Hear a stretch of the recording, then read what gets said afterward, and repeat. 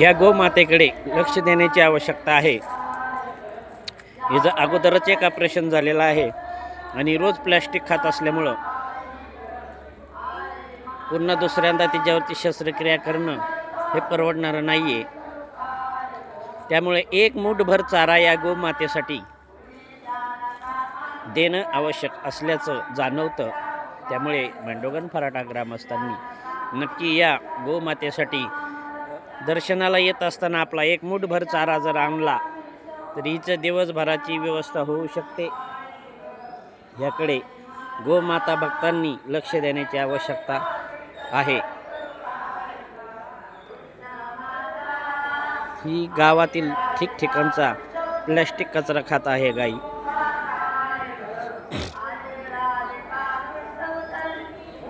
हा अतिशय महत्त्वाचा व गंभीर प्रश्न आहे। प्रत्येक वागेश्वर भक्ताने एक मूठभर चारा हा जरी आणला तरी या गोमातेची रोजची व्यवस्था ही होऊ शकते। हा अतिशय महत्त्वाचा आणि या गाईला ऑपरेशन झाल्यामुळे अपंग असल्यामुळे घरोघरी जाता येत नाही आहे। ठिकठिकाणचा हा कचरा ही गाई खात असते। तरी या गोमातेला एक मूठभर चारा हा गोमाता भक्तांनी आणणं आवश्यक आहे, जेणेकरून ही जी रोजची व्यवस्था ही होऊ शकते।